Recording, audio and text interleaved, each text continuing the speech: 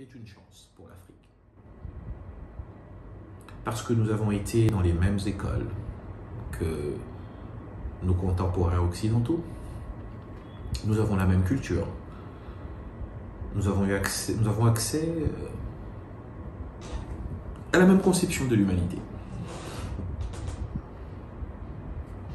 Nous avons donc tous les moyens d'arrêter la machine à perdre. Parce qu'il ne faut pas se voiler la face au nom d'un africanisme primaire. Nous avons échoué.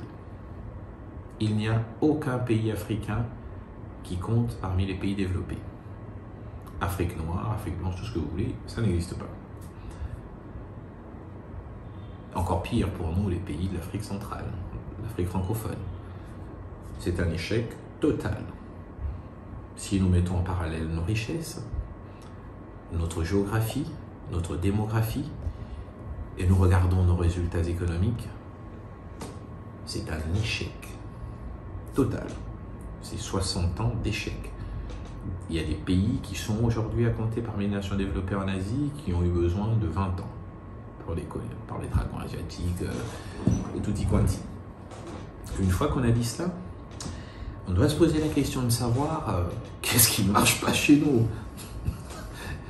Qu'est-ce qui ne marche pas? La fierté de notre histoire.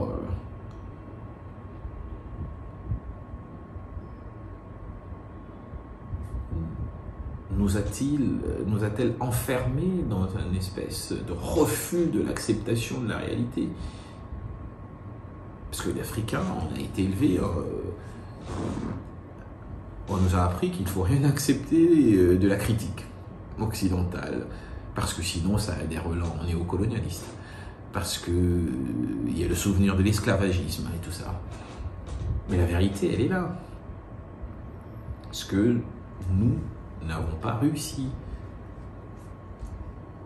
Les contraintes géopolitiques qui s'opposent à nous sont les mêmes qui se sont posées à toutes les autres nations dans l'histoire de l'humanité. Il n'y a aucune nation qui s'est développée sans avoir eu à affronter l'animosité d'autres nations. Nous avons échoué et notre génération doit intégrer cette réalité, se déterminer, s'inscrire au diapason de l'universalité et se donner les moyens de briser cette chaîne de défaites, arrêter la machine à perdre. Il faut trouver des modèles politiques, économiques adaptés à nos pays. Il faut se donner des vrais objectifs. Il faut se donner les moyens d'y arriver, par la volonté d'abord. Il faut sortir,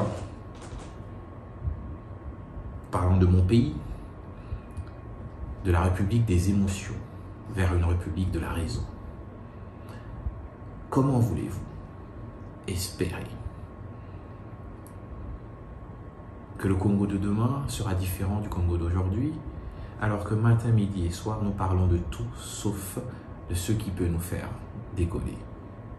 Nous sommes sur des sujets, allez sur Internet. Dès que vous ouvrez Twitter, Facebook, c'est quoi les débats des Congolais? Nous parlons de quoi? Les Balouba se défendent parce que les gens du Bandundu les attaquent. Les Swahiliphones, ils sont fâchés parce que on dit qu'il y a des... On en est encore là.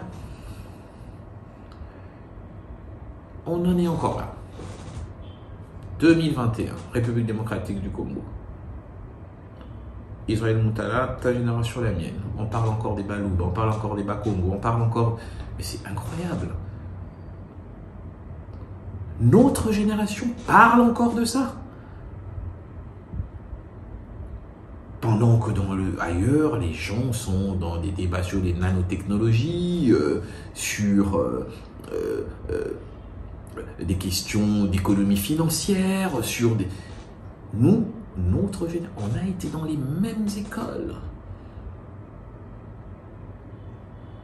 Mais est-ce qu'il y a un problème si moi je dois parler des Baluba, des Bakongo, des Swahili, et c'est des gens de notre génération, et les vidéos elles sont là.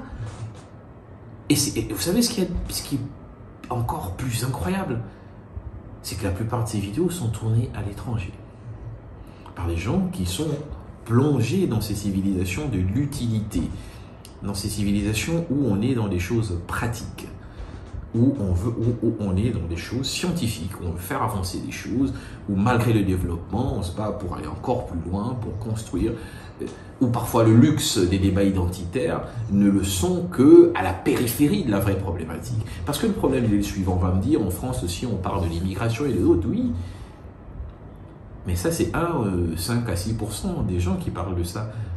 Le reste des Français, ils ne sont pas dans la politique, ils sont dans les entreprises pharmaceutiques, ils sont dans les entreprises automobiles, dans les entreprises informatiques, ils sont en train de créer, ils inventent, ils font... Et nous, à part ça, il n'y a rien, c'est ça le problème.